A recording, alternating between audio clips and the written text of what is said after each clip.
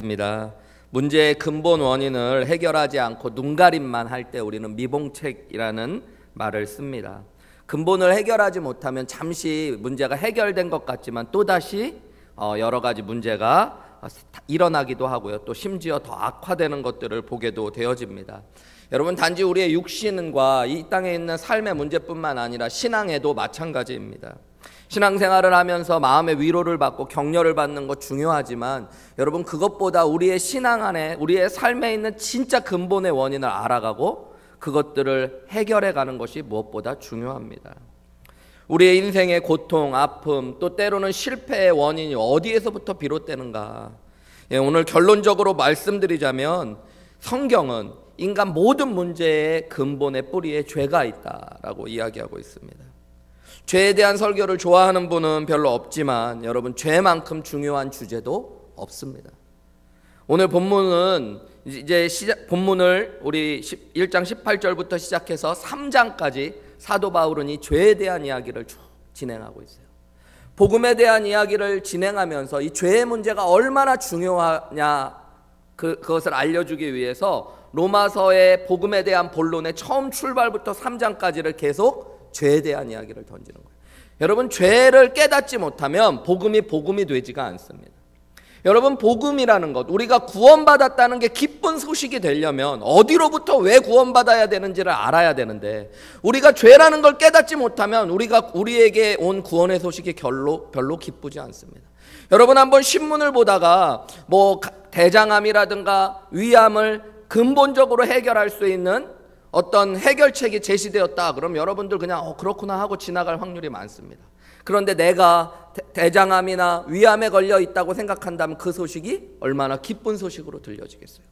여러분, 만약에 내가 요즘 점점 나이가 들고 기력이 쇠하여지고 기억력이 점점 사라지고 있는데 갑자기 누군가가 치매로부터 온전히 해결할 수 있는 약이 있다라고 이야기한다면 그 사람에게 그것은 기쁜 소식이 되어질 거예요. 그런데 지금 현재 내가 나이 들려면 아직도 멀었고 나는 치매에 대해서 아무 관심도 없다면 그런 이야기들이 복음으로도 기쁜 소식으로도 들리지 않는 것입니다.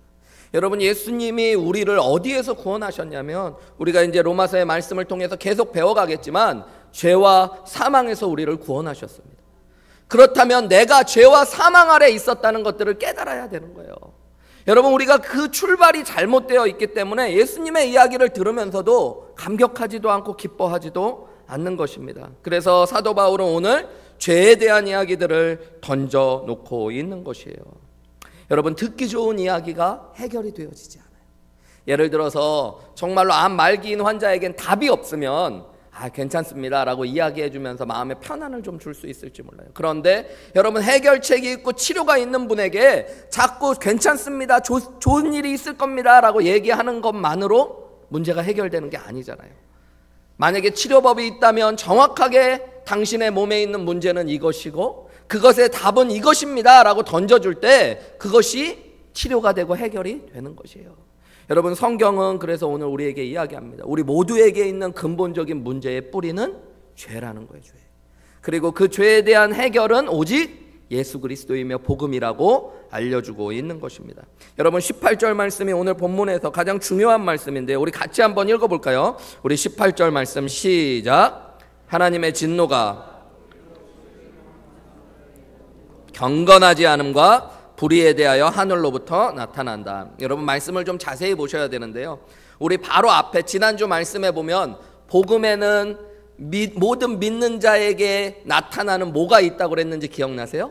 하나님의 의가 나타난다고 그랬어요. 그런데 그것과 대꾸로 오늘 18절에는 하늘로부터 뭐가 나타난다고 이야기하냐면 하나님의 진노가 나타난다고 합니다. 복음에는 하나님의 의가 있는데요. 여러분, 그것과 다르게 하나님의 진노가 또한 나타나고 있다라고 해요. 하나님의 진노는 어디에 나타나냐면 불의로 진리를 막는 사람들의 경건하지 않음과 불의에 대하여 나타난대요. 여러분, 하나님이 진노하시는 하나님이라는 것, 이 진노와 죄에 대한 문제를 피해가려는 사람들이 많이 있었습니다. 심지어 성경을 연구하는 사람들도 죄라는 것들에 대해서 이야기하지 않으려고 하기도 하고요. 또 하나님의 진노에 대해서 거부감을 느끼는 사람들도 있었습니다. 왜냐하면 인간사에서 진노, 분노 이런 거는 나쁜 말로 쓰여질 때가 많기 때문이에요. 여러분, 우리는 목사님은 분노가 많아 이러면 그건 좋은 뜻이 아니잖아요. 화가 많고 좀 자신의 감정을 컨트롤하지 못한다는 이야기인데, 여러분 우리가 가지고 있는 많은 것들은 죄 때문에 오염되고 망가진 것들입니다. 하나님께서 분노하도록 우리에게 분노의 성품을 주셨을 때 그 분노가 하나님의 은혜 안에서 컨트롤 되어진다면 그것은 나쁜 것들이 아니에요. 분노해야 될 것에 대하여 분노하는 것이 여러분 어떻게 보면 정의로운 것입니다. 실제로 기독교 안에도 말시온이라고 하는 이단이 있었는데요. 이 이단 주인은 뭐였냐면, 구약의 하나님과 신약의 하나님은 다르다. 구약의 하나님은 진노하시고 심판하시는 하나님인데, 신약에 나타난 예수 그리스도의 은혜의 빛, 복음의 빛 안에 나타난 하나님은 전혀 다르다. 그래서 구약과 신약의 하나님은 다른 분, 진노하시는 하나님과 사랑하시는 하나님은 같이 갈 수 없다라고 이야기했던 이단이 있었습니다. 여러분, 그런데 하나님이 구약의 하나님과 신약의 하나님이 다를까요? 오늘 우리가 읽는 신약, 그 복음을 그대로 설명하고 있는 로마서에서도 하나님의 진노가 있대요, 없대요? 있다라고 이야기합니다. 그리고 하나님의 진노는 하늘로부터 내려오는 것이다 그래요. 여러분, 무엇에 대하여 진노하십니까? 하나님은 죄에 대하여 분노하셔요. 하나님이 거룩하시다면 여러분 죄에 대하여 진노하시는 것이 당연합니다. 하나님이 정의로우시고 심판하시는 분이라면 죄에 대하여 분노하시는 것이 당연한 것입니다. 또한 하나님이 사랑이시라면 사랑하는 자녀들을 망가뜨리는 죄에 대하여 분노하시는 것이 당연한 것입니다. 여러분이 자녀를 사랑한다면 여러분의 자녀가 무엇 때문에 망가져가고 있어요? 여러분, 그렇다면 여러분의 자녀를 망가뜨리는 그것을 여러분은 그냥 그대로 내버려 두십니까? 여러분의 자녀가 컴퓨터 게임을 하면서 밖에도 나가지 않고 학교도 안 가고 먹지도 않고 계속 그것 때문에 페인이 되어가요. 그러면 여러분, 컴퓨터가 비싼 거고 좋은 거니까 그래도 그거는 어디 갖다 버리기도 뭐하고 그걸 보기만 하면 번쩍번쩍하고 우리 집이 있어 보이니까 좋고 이렇게 되겠어요? 여러분이 자녀를 정말 사랑한다면 자녀를 사랑하기 때문에 뭐에 대하여? 그 컴퓨터에 대해서 분노하게 되겠죠. 그래서 그것을 때려 부실 수도 있는 거죠. 그죠? 그게 자녀를 사랑하는 거죠. 하나님께서는 하나님의 자녀들을 망그러뜨리는 죄에 대하여 분노하십니다. 그래서 여러분, 그것을 아셔야 돼요. 하나님의 진노가 분명히 있다라고 성경은 이야기해요. 여러분, 하나님의 의가 믿는 자들에게 구원을 주시는 것과 연결된다면 하나님의 진노는 죄인들을 향하여 심판하시는 하나님과 연결되어지는 거예요. 여러분, 하나님은 구원의 하나님이시기도 하시지만 심판의 하나님이시기도 하시고, 우리가 요한계시록의 말씀을 아침마다 묵상하고 있는데요. 여러분, 요한계시록에 계속 이야기해 주는 게 뭐예요? 믿는 자들, 예수 그리스도의 어린 양의 피로 그들의 옷을 적시고 거룩한 옷을 입은 자들은 그 어린 양의 피로 말미암아 하나님 앞에 서게 될 것이고 승리하게 될 것이고 구원받게 될 것이고, 그러나 이 땅에서 하나님 믿지 아니하고 세상을 섬기며 살아갔던 사람들은 결국에 어떻게 되어지는 거예요? 심판받고 멸망당하게 되어진다는 것이 성경의 결론입니다. 여러분, 오늘 본문의 말씀도 그렇게 이야기하고 있어요. 하나님은 죄에 대하여 진노하시고 심판하십니다. 그렇다면 죄가 무엇입니까? 오늘 18절 말씀을 다시 한번 보면 하나님은 뭐에 대하여 진노하시냐면 사람들의 모든 경건하지 않음과 불의에 대하여 진노하신대요. 이 경건하지 않음과 불의를 잘 구별하셔야 됩니다. 오늘 성경에선 죄라는 단어를 설명하기 위하여 다른 단어들로 그 죄를 설명하는데요. 이 경건하지 않음과 불의, 영어로 보면은 경건하지 않음은 godlessness, 하나님 없는 것이라는 거예요. 원어로 보아도 하나님을 피하는 것, 두려워하지 않는 것, 믿지 않는 것, 이게 불경건함입니다. 그리고 불의라고 표현된 말은 wickedness, 그래서 이거는 사악하고 죄악된 것을 이야기하는데 원어로 보면 법을 어기는 것들을 이야기하고 있습니다. 여러분, 뿌리가 무엇이냐면 불경건함이에요. 하나님을 믿지 않고 두려워하지 않는 게 뿌리고요, 그것으로부터 나오는 열매가 뭐냐면 불의입니다. 죄를 범하고 악한 일들을 하는 것이에요. 죄는 하나님으로부터 깨진 관계로 출발해가지고 우리 안에 수많은 죄악들을 표현되어진다라고 나와요. 여러분, 성경에 보면 우리는 그냥 한글 성경으로 번역되면 똑같이 죄라고 번역된 말이 많지만 어떤 신학자들은 이 죄를 두 개로 구별해서 번역해야 된다라고도 이야기해요. 죄와 범죄라는 말. 영어 성경에 보면 실제로요, 여러분, 대문자 S로 시작해서 sin이라고만 단수로 표현된 거는 이 불경건함, 하나님하고의 관계에 있는 죄를 이야기할 때가 있고요. 신즈라고 해가지고 소문자로 표현되어 있는, 그리고 복수로 표현된 것들은 그 하나님하고의 관계가 깨짐으로부터 나오는 여러 가지 죄의 현상들을 가리킬 때가 있는 것입니다. 예를 들어서 오늘 29절부터 나오는 말씀이 불의를 설명하고 있어요. 죄의 결과, 열매들을 설명하는 거예요. 29절 보세요. 모든 불의라고 나오죠. 불의. 앞에 나왔던 모든 불의가 있대요. 그 불의는 뭐냐면 추악하고 탐욕하고 악의가 가득하고 시기하고 살인하고 분쟁하고 사기, 악독이 가득하고 수군거리고 비방하고 하나님을 미워하고 능욕하고 교만하고 자랑하고 악을 도모하고 부모를 거역하고 우매하고 배약하고 무정하고 무자비하고, 이런 모든 죄악이 바로 불의라는 것입니다. 불의. 심지어 이런 일을 행하는 것이 하나님 앞에서 사형에 해당한 것을 알면서도 자기도 그런 일을 행하고 이런 일을 행하는 사람을 옳다라고도 여기는 것도 불의라고 이야기하고 있습니다. 여러분, 인간사에 나타나는 여러 가지 하나님이 기뻐하시지 않는 일들이 불의입니다. 근데 이 불의의 뿌리가 어디에서부터 오냐면 28절 초반에 보면 하나님을 마음에 두기 싫어하는 데서부터 출발한다. 이게 불경건이에요. 그러니까 불경건으로부터 불의가 시작되는 거예요. 여러분, 한번 오늘 적혀있는 말들을 하나하나 다시 한번 보세요. 28절부터 여러분 안에 이런 것들을 즐거워하고 행하는 모습이 있는지. 여러분, 탐욕 있으세요? 없으세요?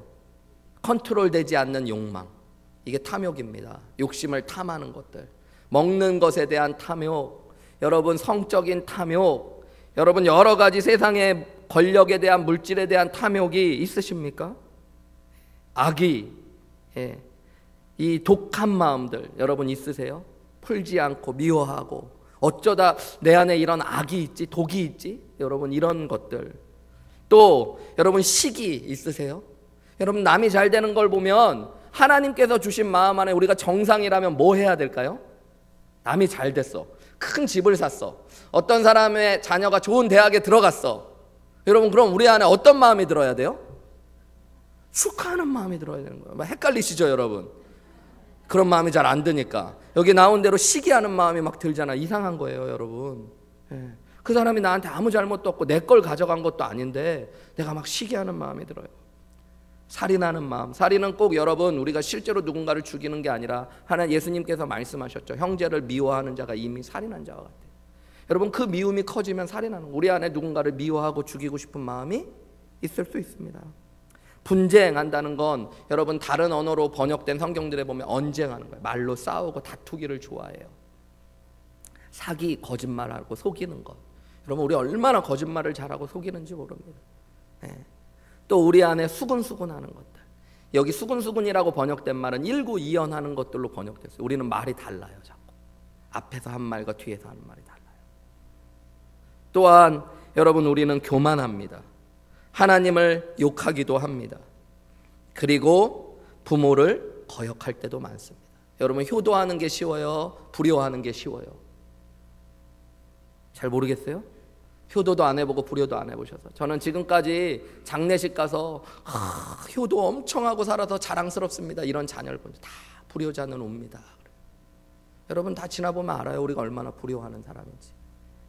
또한 여러분 악을 도모하는 것에 빨라요. 악을 어떻게 할까 계획해요. 우리는 여러분 그냥 하는 게 아니라 나쁜 짓을 어떻게 할까. 우매하고 무정하고 무자비합니다. 여러분 심지어 이런 일을 옳다고도 여기는 거. 여러분 이런 죄의 모습이 세상에 있고 우리 안에 있어요. 여러분. 이것을 불의라고 이야기합니다. 이런 것 때문에 우리의 삶이 망가지고 가정이 망가지고 교회가 망가지잖아요. 이것이 다 죄입니다. 그리고 죄가 우리 안에 너무너무 많고 이 죄의 뿌리는 앞에 이야기한 대로 불경건함, 하나님을 마음에 두기 싫어하는 데서부터 출발하는 것입니다. 여러분 그래서 19절 말씀으로 보면 이 19절에 이 불경건에 대해서 설명하고 있어요. 19절 20절에 보면 하나님을 알만한 것이 사람들 속에 있대요. 그리고 하나님께서 이것을 보여주셨대요. 이것을 양심이라고 이야기합니다. 여러분 사람들 안에 양심이라는 게 있어요. 그죠? 예. 양심 있으신가요? 예. 뭘 죄 지으면 여러분 두근두근하고 뭔가 숨기고 싶고 큰일 날 것 같고 그런 마음이 양심이에요, 여러분. 예. 도적질을 해. 여러분, 두근두근 거리는 마음이 있는 게 양심이라는 거예요.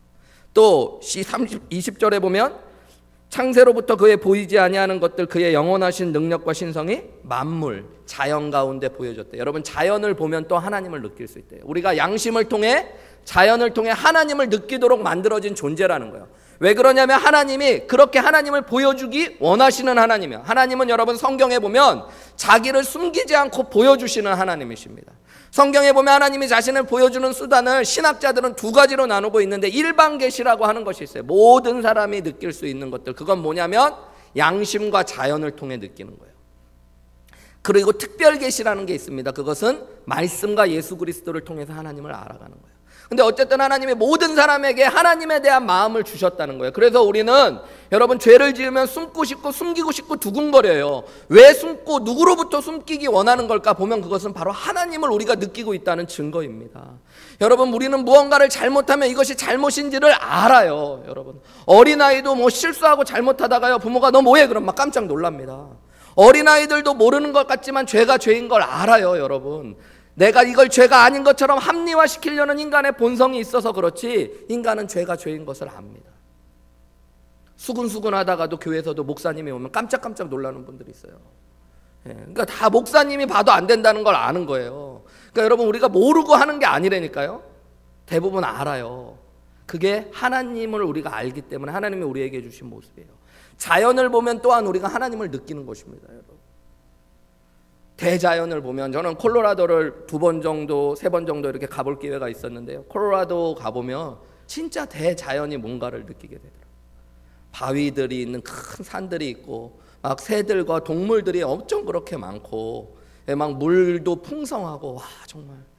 제가 이번에 선교회의 때문에 콜로라도 스프링스를 갔다가 로키 마운틴이 있는 데를 마지막 날 한번 잠깐 가보자고 해서 가는데요, 가갖고 거기 이제 관광하는 곳에 딱 내렸더니 스님들이 오셨더라고요. 스님들이 이렇게 승복을 입은 미국 분들이 그곳에 와가지고 막 영어로 얘기하는데 막 어메이징, 막 놀랍다, 막 이런 얘기, 제가 알아들을 수 있는 말들 하고, 그러더니 갑자기 어떤 승려 한 분이 그런 얘기를 하시더니 이거 도대체 누가 만들었지? 그러더라고요.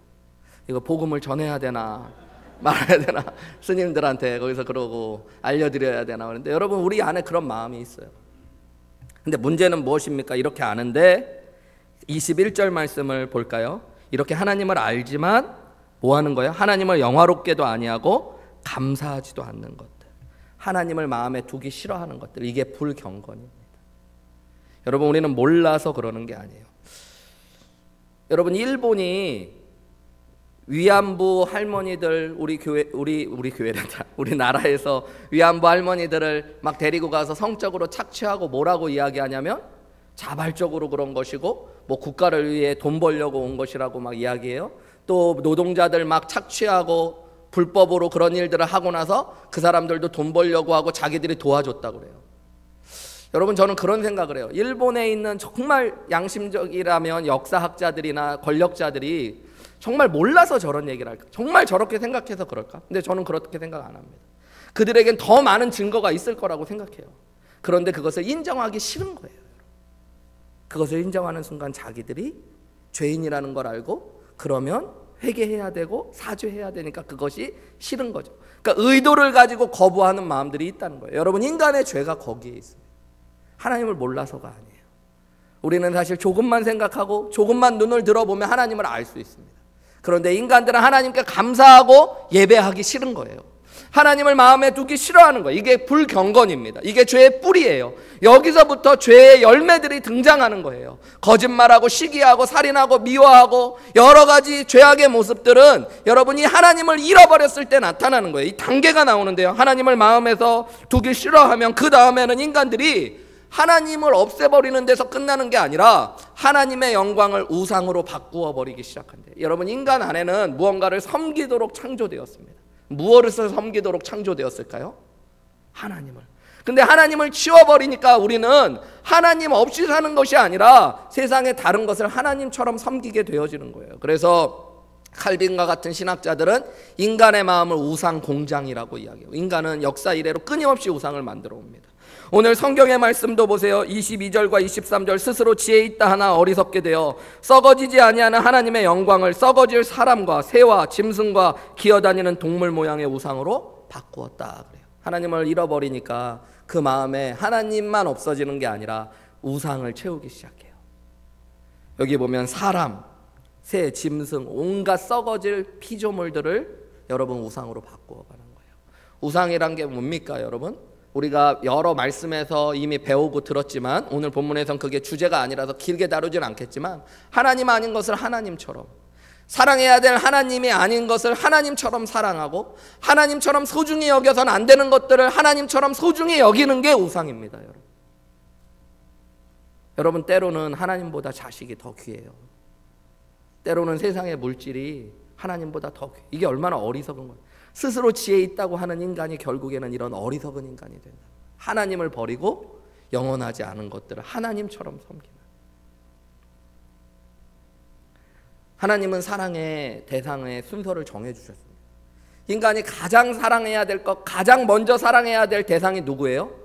하나님. 두 번째는 사람. 세 번째는 동물이에요. 네 번째는 식물이에요. 다섯 번째가 광물이에요. 여러분 이 땅에. 근데 여러분 하나님을 치워버리고 났더니 인간이 이 모든 순서가 뒤바뀝니다. 죄악된 인간들, 하나님이 없이 사는 인간들이 가장 사랑하는 게 뭡니까 여러분?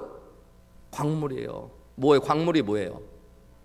다이아래 여러분. 맞아요. 다이아, 웬 다이아, 골드 다 광물이잖아요. 근데 그걸 너무너무 좋아하잖아요. 미국에서는 여러분 석유가 금보다 더 귀한 석유.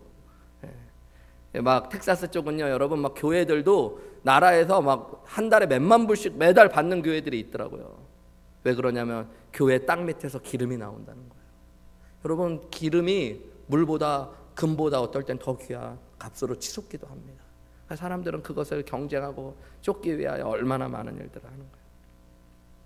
그렇게 어리석은 사람이 되는 거예요.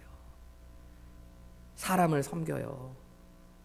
여러분 오늘날 교회의 문제가 뭡니까? 저는 그런 생각이 들어요. 하나님은 없어지고 자꾸 사람들이 등장해요. 큰 교회들도 보면 자꾸 어떤 목사님. 여러분 결코 사람이 하나님의 자리에 가면 안 됩니다. 하나님이 보여져야 되는데 오늘날 하나님은 점점 사라져가고 있어요. 여러분 그게 인간이 하나님을 치워버렸다는 증거입니다. 여러분 자식이 너무 귀하죠.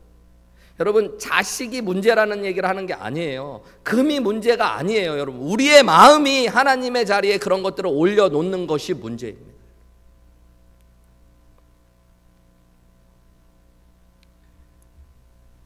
여러분 그리고 나서 우상을 숭배한 뒤에 일어나는 일이 24절부터 27절인데 이 불의라는 죄가 등장하기 전에 우리 안에 일어나는 게 무절제와 무질서가 생기기 시작하는 것입니다. 우리 24절부터 27절까지 말씀을 제가 읽겠습니다. 그러므로 하나님께서 그들의 마음의 정욕대로 더러움에 내버려 두사 그들의 몸을 서로 욕되게 하게 하셨으니 이는 그들이 하나님의 진리를 거짓 것으로 바꾸어 피조물을 조물주보다 더 경배하고 섬김이라. 주는 곧 영원히 찬송할 이시로다. 아멘. 이 때문에 하나님께서 그들을 부끄러운 욕심에 내버려 두셨으니 곧 그들의 여자들도 순리대로 쓸 것을 바꾸어 영리로 쓰며 그와 같이 남자들도 순리대로 여자 쓰기를 버리고 서로 향하여 음욕이 불릴 듯하며 남자가 남자와 더불어 부끄러운 일을 행하여 그들의 그릇 때문에 상당한 보응을 그들 자신이 받았느니라. 그래요.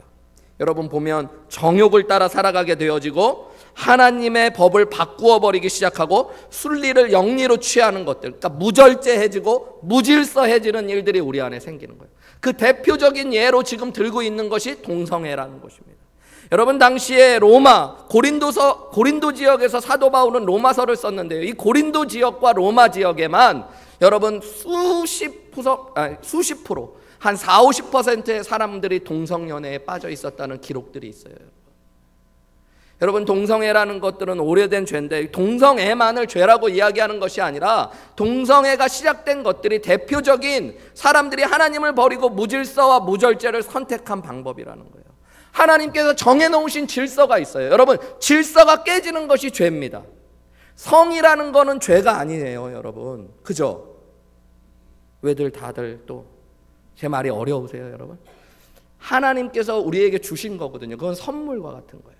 그런데 하나님의 질서 안에서 하나님이 원하시는 방법으로 이루어지면, 하나님의 질서 안에서 원하시는 방법으로 이루어지는 것들은 부부 관계 안에서 이루어지는 성은 아름다운 거죠.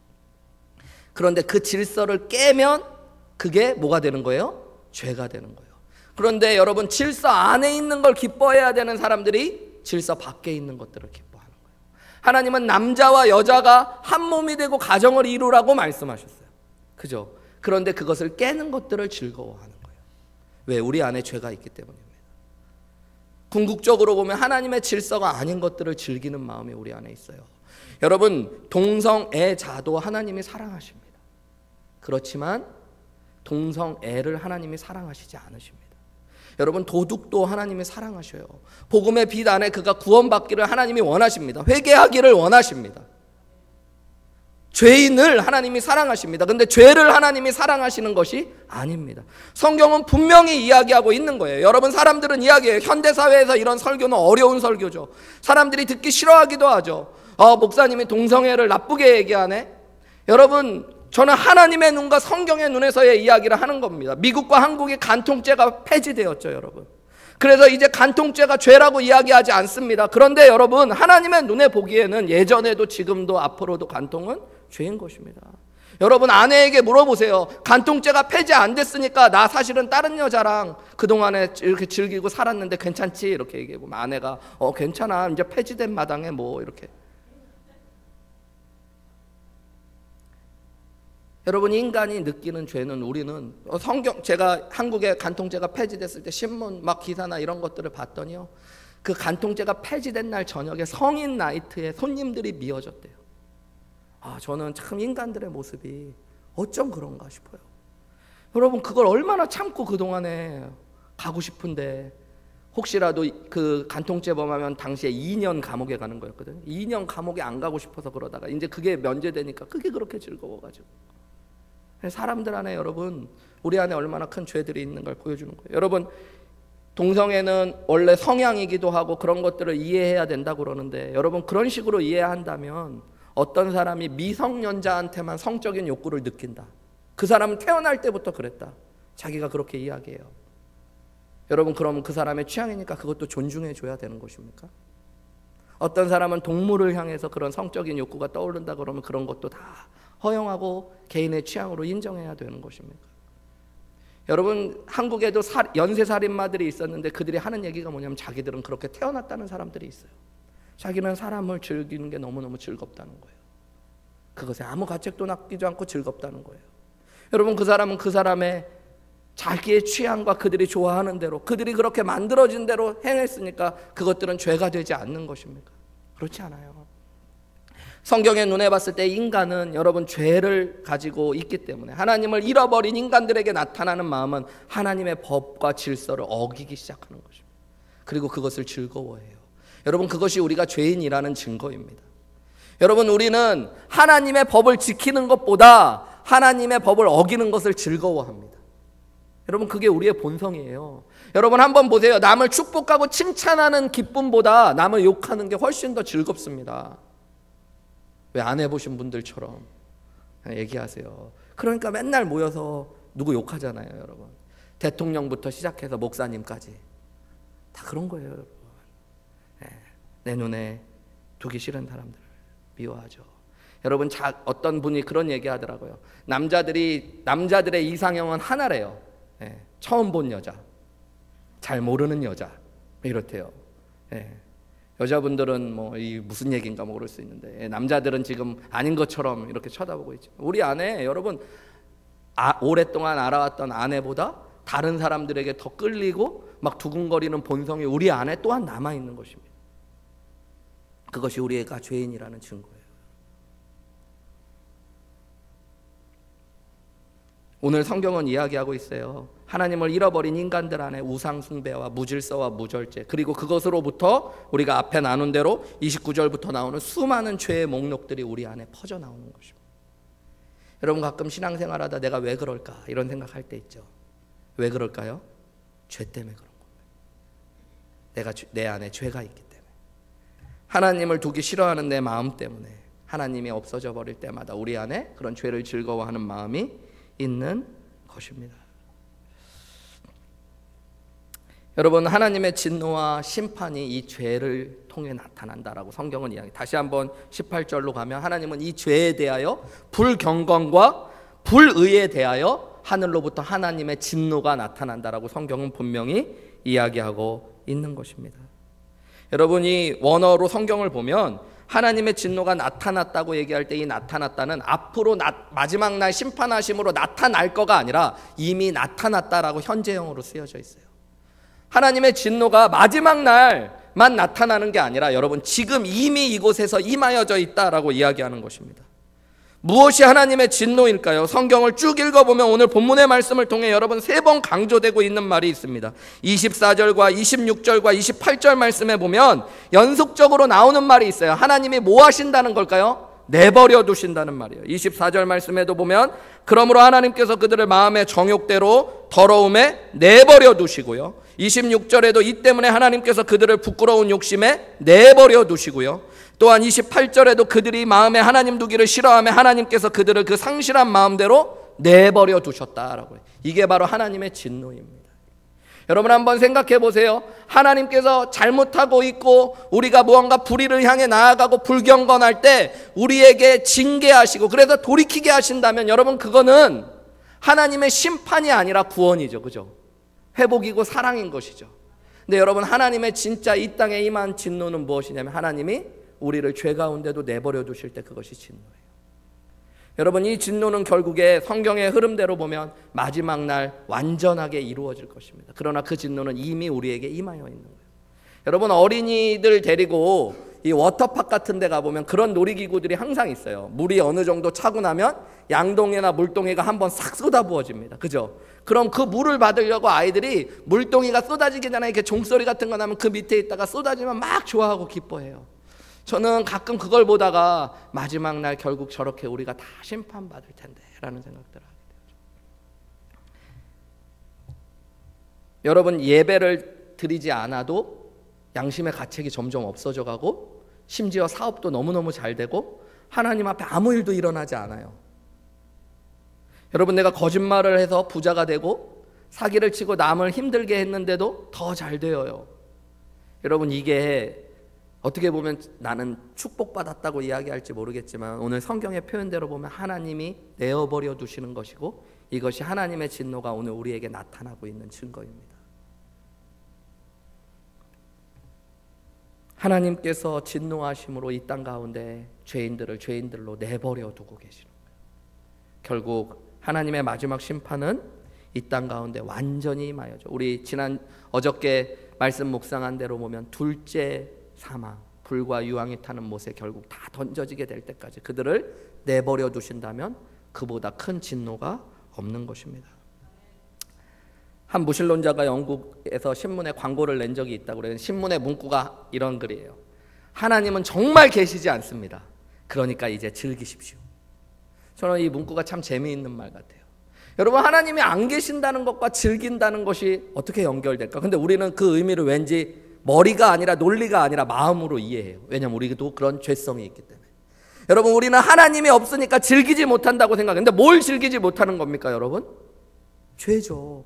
여러분 하나님이 있어서 도대체 뭘 못해요? 어떤 분은 이야기하더라. 교회 다니고 예수님 믿을 준비가 안 됐대요. 전도하려고 그러면. 왜요? 그랬더니 아직 자기는 하고 싶은 게 너무너무 많대요. 근데 교회 와서 뭘 못하지? 난 교회 와서 하고 싶은 거 못한 게 별로 없는데 죄 짓는 거 빼고. 그죠?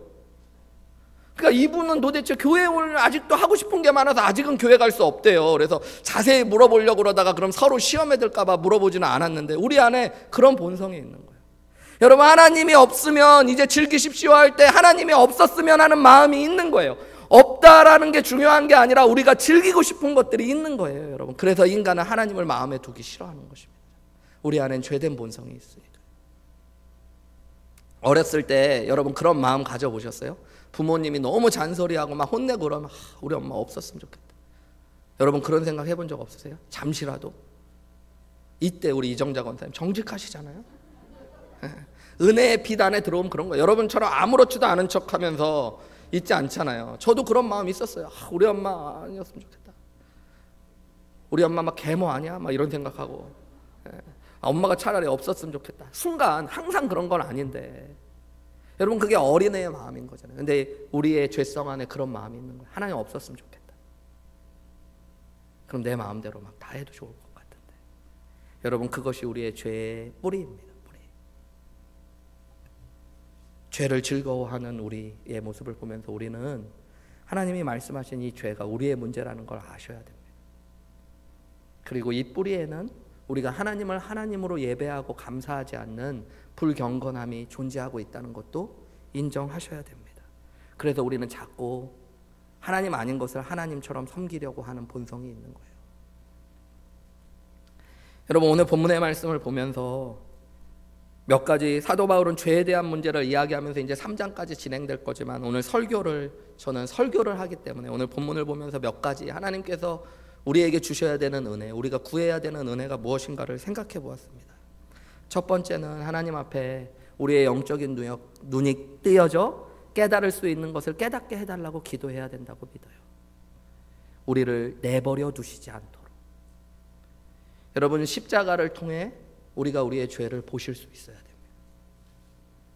그리고 말씀을 통해 성령의 은혜를 통해 죄가 죄로 깨달아지는 은혜가 있어야 됩니다. 다윗이 죄를 범하죠. 하나님의 사람임에도 불구하고 그럴 수 있어요. 죄인이기 때문에. 그의 양심의 소리가 있었을 거고 수많은 그런 죄에 대한 경고가 있었겠지만 그는 죄를 즐거워하며 그 죄를 범하고요.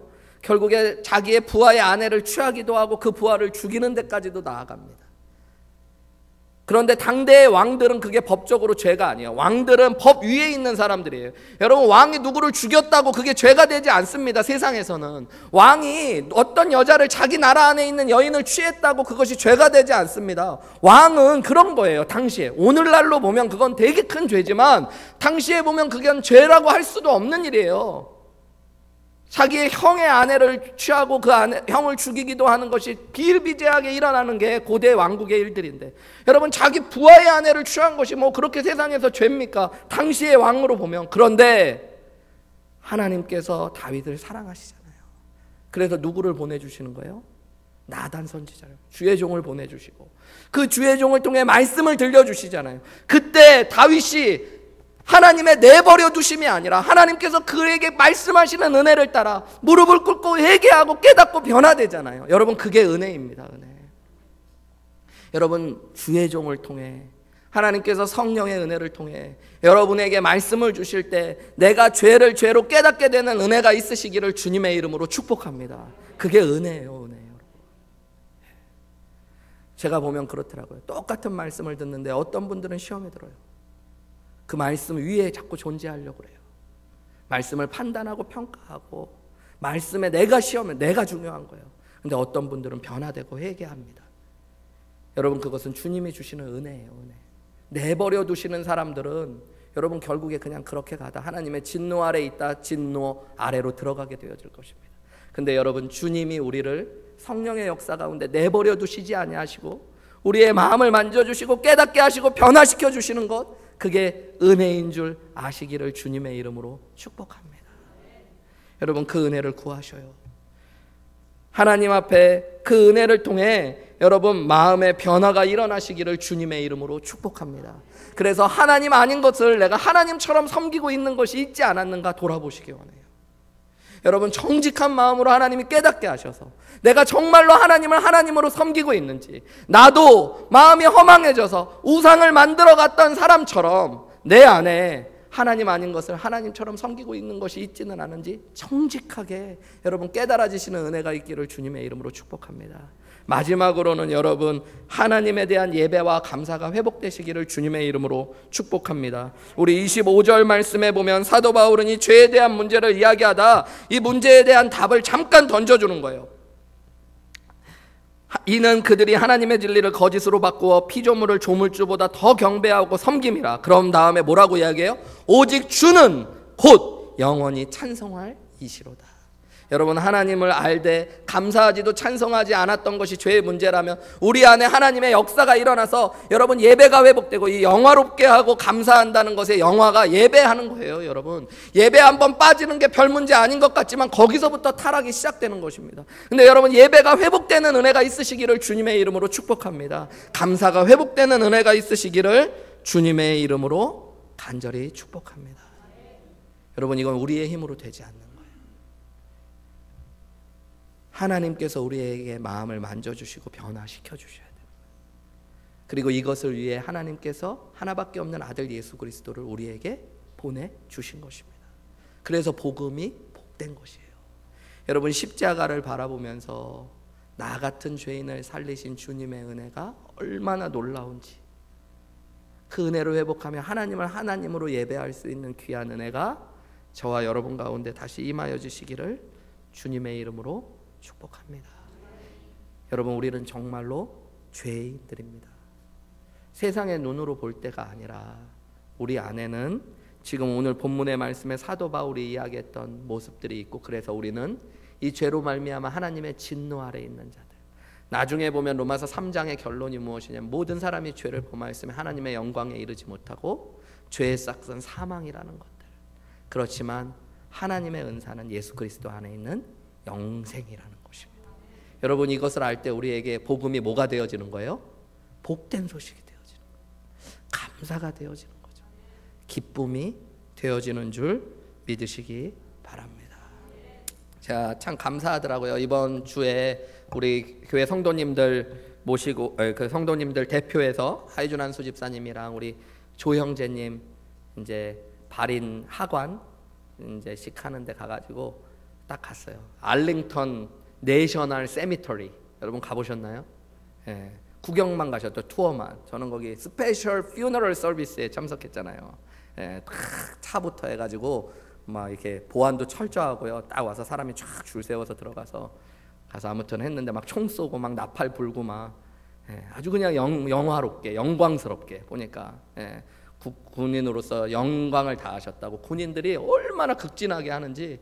그늘에 있으면 바람이 불어갖고 엄청 춥더라고요. 근데 저도 막 추운데 제가 그 전주에 이발을 해가지고 뒷머리가 좀 없었더니 목이 엄청 추운데 군인들은 보니까 빡빡 깎아놨더라고. 근데 추운 표정도 하나도 못하고, 그리고 또 빨리빨리 하면 좋은데 얼마나 영광스럽게 하는데 천천히 경례도 와갖고 탁 이렇게 하면 되는데 진짜 요속도로 천천히 올라가서 막 총도 막 4발씩 쏘고 막 나팔도 불고. 근데 진짜 영광스러운 게 뭘까요? 진짜 감사한 게 뭘까요? 이제 그 해병대 군 목사님이 오셔가지고 이제 예배 잠깐 인도하시려고 하면서 이런저런 거 물어보시더라고요. 은퇴하신 뒤에는 뭐 하셨는지, 어떤 분으로 사셨는지 물어보다가 마지막 조심스럽게 질문하더라고요.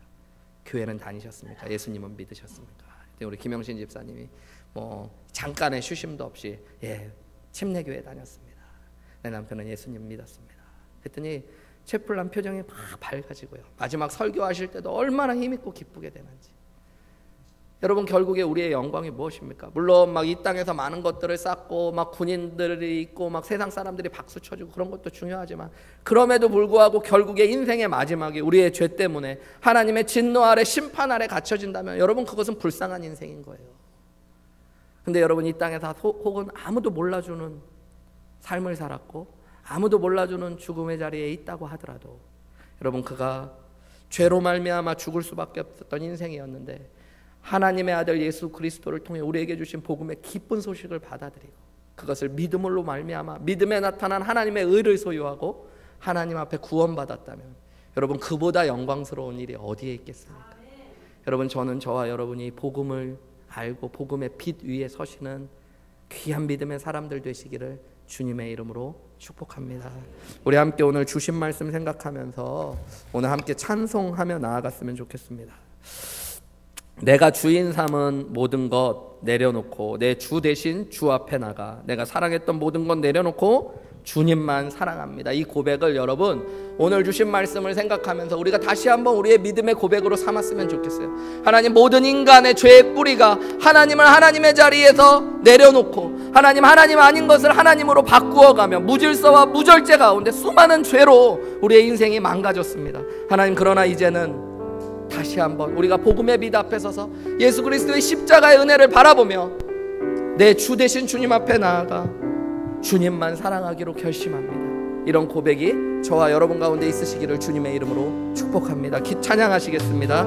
내가 주인 삼은 모든 것 내려놓고 내 주 되신 주 앞에 내 주 되신 주 앞에 나가 내가 사랑했던 모든 것 내가 사랑했던 모든 것 내려놓고 주님만 사랑해 주님만 사랑해 한 번 더 고백합시다. 내가 주인 삼은 모든 것 내려놓고 내가 주인 삼은 모든 것 내려놓고 내 주 되신 주 앞에 나가 내 주 되신 주 앞에 나가 내가 사랑했던 모든 것 내려놓고 주님만 사랑해 주 사랑